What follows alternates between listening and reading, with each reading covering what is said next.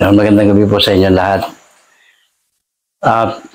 Mag-unbox lang po tayo ngayon. Wala pa naman tayong kay-start pa lang natin. So parating pa lang yung mga ipapagawa sa atin na airgun. Ngayon mag-start tayo muna. Meron kasi akong gustong gustong subukan na tank kasi maganda. Magaan siya, tapos bilog na rin yung bottom niya. Ito siya, i-unbox natin. So, isa sa swerte yung mga kabitan na ito. Ayan, gugupitin muna natin. Tank po ito. So, kakabit natin ito. Mas maganda sana kung makakuha ako ng marami nito para halos lahat yan. Yung foot pump kasi, ang gusto nila magaan din kasi napansin ko, kaya yun yung binili niya. Meron siya talagang PCP. Ngayon, ang nagustuhan niya doon is magaan. So, i-convert natin siya into PCP regulated. Itong gagamitin natin tanke, ang ganda oh. So, ayan siya. Makapal naman. Oh. Ang ganda niya. Tapos, ayan, tama-tama lang yung haba niya. Kung sa foot pump mapapakabit. Tama-tama lang. Tapos, around din yung bottom. Tapos, medyo payat. Ayan. Parang, ewan ko kung may 50 ba ito. Pero kung wala namang problema. So, ito yung ilalagay natin na regulator. 800 PSI. Yan. Ito regulator na to. So, hindi ko pa ito na isi-set para pumasok yung hangin dito para magbigay siya ng output. So, niyahanda ko lang para pagdating mabilis na lang. So, ayan, bukas isi-set ko na ito para pagdating yung ayan, yun. So maganda yung niya, lapat na lapat. Tapos, mararamdaman nyo yung o-ring sa huling akala ko nga, maluwag eh, ayan Pero pagdating dito, may 1 mm to, mahigit. Kumakagat na siya, ayan. So tama lang yon para hindi masyadong masikip. Pangit kasi yung mararamdaman mo, kagat na kagat kagad. Masyadong napipisa yung o-ring niya. Kasi yan, kapag tinulak naman ng hangin yung kusa yung magsisit. Kaya hindi kailangan yung masikip. Yung dapat tama lang para yung o-ring hindi ka agad nasisira. So, ito siya. At yan, meron pa nga tayong arms core dito na offset. Ano naman siya, yung plug and play. Pero pwede naman siyang diretso ipipin lang. So ito yun, pang arms core. Ayan, plug and play yan. Dito pa nga yung yung lock niya. Ayan, medyo nahigpitan ko to ng konti Pero mahaba yung thread niya. Ang thread niya is nasa 12 mm ang haba. Yung kanyang yung nakapasok na may thread. Kaya sure tayo matibay ito. Tapos kung ilalagay natin siya dito, ito naman kasi standard kasi yung plenum niya, yung kanya ng low side ng regulator. Standard naman yan, pare-parehas yan ng size. Maging Taiwan or China, pare-parehas. So, ayan na siya. Konting pihit na lang dito at ito ay dito natatapat. So, higpitan lang. May kawang pa naman yan. Luluwagan lang yung regulator para tumama siya dito. So, saktong-sakto siya. Nakaganon. Ito yung gauge dito sa kaliwa. Then, quick fill dito sa kanan. So, tama lang naman. Ito, ayun, nakikita ko pa. Yung clearance dito. So, iikot pa siya ng konti pa. Tapos dito, ganon din. So, lapat na lapat naman yan. Tuwid na tuwid yan. Makikita nyo. Ayan. Tuwid na tuwid naman siya. So kasi ngayon, iba na tayong gumawa ng offset. Medyo, ano na, hindi katulad dati nung nagpapagawa pa tayo sa machine shop. Ngayon,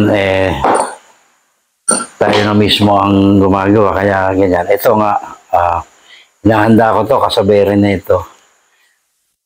Kaya ito, siguro, mag-order ako ng marami nito para pagdarating nung mga conversion, mabilis na lang, nakaprepare na siya. Ayan. Yung kaibahan lang nito, kapag, ayan o, kagat na kagat, wala siyang kakalog-kalog yung, ayan. Yan kasi sinisigurado natin. Kaya naman, yung mga, yan, ganyan yan pag nabuo siya. So, lalabas nito, nasa ilalim naman to. Kesa magbabawas pa tayo dito para lang umikot pa siya ng konti. Pero maaari din natin gawin, depende.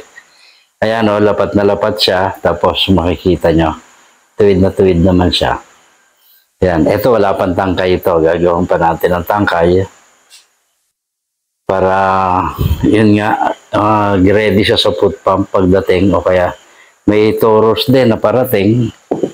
So, kaya lang doon sa may parating din ng Nimrod. Yung Nimrod, ilalagay natin doon mas malalaki na tangke. Ito kasi is 0.35 lang to. Medyo maliit to. Tsaka yung ano kasi is puro bakal. Yung Nimrod mas ano sa kanya, sa experience ko, magaling siyang i-target kapag mabigat yung tank na nakalagay sa kanya.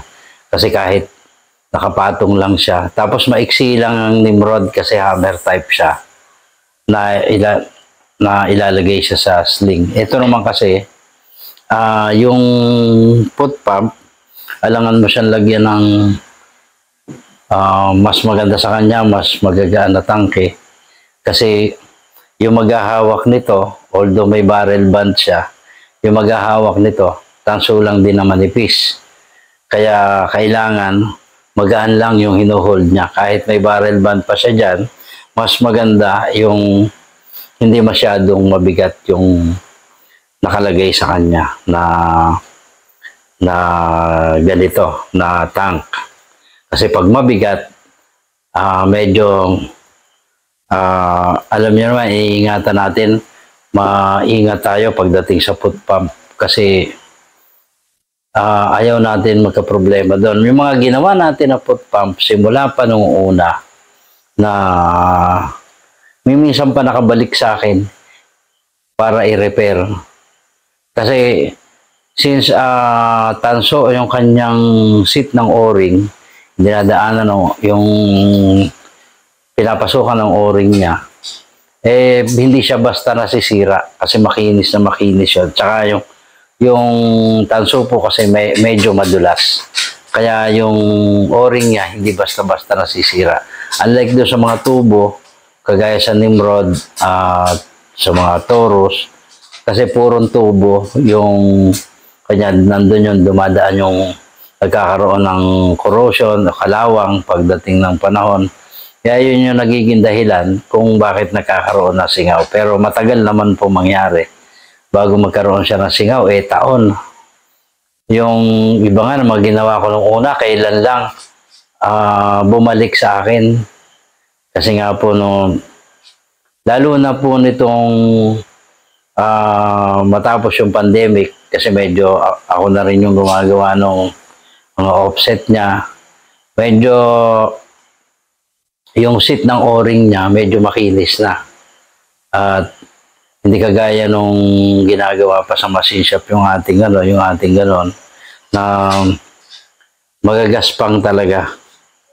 Magagaspang yung kasi hindi nila alam kung paano nag-ooperate yun. Kaya hindi na nila masyadong napapakinis. Minsan nga nakapatong na yung thread kapag maglagay tayo ng o-ring. Ando na minsan na kakain ng thread yung ano niya, yung o-ring niya. Kaya pag kinalas mo, obligado magpapalit ka na. Pero ngayon, since tayo na yung gumagawa, tsaka yan, kagaya niyan, habang tumatagal, sukat na sukat talaga. Sukat na sukat talaga yung gawa natin, lapat na lapat. Kahit hindi mo na gamitan ng tools yung paghihigpit niyan ka. Kakamayin mo lang ganyan, okay na. Yun na yung ano niya, kasi yung thread niya, simula sa dulo, walang kalog yan. Ayan, kahit kalasin mo siya, walang kalog. Ayan o, wala siyang kalog. Minimal na minimal yung kalog niya. Ayan. Minimal na minimal. Ayan. Kaya yan, as much as possible, ginagawa natin ganyan para yung mga mismong may airgun, since tinuturo ko naman kung paano i-maintain, ay hindi sila mahirapan i-maintain yung mga airgun. Kagaya nung unang-una pa, nagawa ko ng receiver. Sabi nila, nag-message sa akin yung napunta daw sa kanya yung pinakaunang airgun ko ginawa. Although maganda siya tumama, okay yung accuracy niya. Tapos, mahirap daw i-repair, sabi niya. So, ganun din po nga yung ano ko nung una kasi nung baguhan pa tayo. At matagal na rin ang lumipas at nasanay na tayo maigi kahit dun sa paggagawa.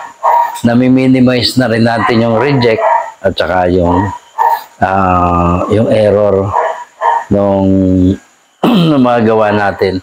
Hindi naman po natin mawa 100% yan, pero at least 95% pataas. Malesen natin yung error, yung kaunting error na yan. So, ayan, kagaya niyan, pag ginawa na yan, so airgun na lang ang kailangan yan para ma-shoot yan. Ang ano nga lang ngayon, hindi pa po tayo nakakapag-anodize kasi wala akong makuhanan ng dye. Pero darating din po yung time na may darating na dye sa atin.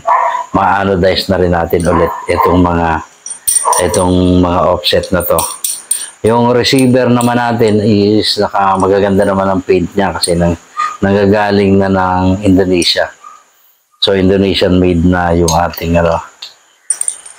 yung ating mga receiver. Kung gagawa man ako is madalang na siguro. Ang sigurado nito mabibili ako kasi magaganda yung mga gawa ng sa Indonesia. Kasi na siya CNC na yung ginagamit nila. Kaya kaibahan yun sa atin. Kapag kasi yan isinalang mo sa CNC, tatapusin niya yan bago lumabas yan. Tapos na yung isang part niyan na perfect naman kasi nakaprogram sa nakaprogram yan through computer kasi ganun nila ino-operate yung may program talaga. And then yun ang gagawin niya, kaya kinis na kinis yung gawa, pati mga butas. Kaya po sa ngayon, ganon, Indomade muna yung mga receiver na bubuuin natin. Pagkatapos, siguro later on, pag-aaralan ko rin pa, makagawa ko ng paisa-isa para medyo mas mura. Alam niyo naman yung cost ng nag-i-import ka, medyo mataas. Although perfect naman at maganda yung pagkagawa. Kaya receiver lang yung kinukuha ko sa ngayon para masigurado ko yung accuracy. Gusto ko ako yung gagawa, lalagyan ko ng power plenum, tapos mas yung gawa ng barrel. Gusto ko tactical, kaya ayun, yun muna. So, sa ngayon, hanggang dito na lang po muna. Ito lang muna yung maibibigay ko sa inyong balita. At siguro sa susunod ay maipapakita ko na yung ginawa natin, mga bagong conversion natin. At makakasiguro po kayo na mas maayos na at mas matino pa yung mga gawa natin ngayon. Kasi nga, yun, dumarating kasi yung time na talagang nasasanay yung tao sa paggawa ng mga bagay-bagay. Kagaya niyan, nagagawa na kung noong una medyo mataas yung error natin, ngayon pababa ng pababa yung error na magagawa natin. So maraming salamat po sa inyong lahat doon sa patuloy na pagtulong sa akin, panonood ng mga videos natin. Although talagang gumagapang yung mga views natin, pero nagpapasalamat pa rin ako doon sa mga patuloy na sumusuporta at nandyan pa rin para tumulong sa atin palagi. Maraming salamat po sa pagtangkilik nyo ng mga videos natin at maasahan nyo. Patuloy na tayo ulit ngayon. Wala na tayong inaasikasong mga ginagawang bahay. Pwede na akong makapag-share ng mga kaalaman muli. Yung mga tanong, wag nyo lang itatanong sa akin. May mga link na. I-click nyo na lang po yun. Nandun na lahat po yung details nun. Magandang gabi po sa inyo lahat at maraming salamat.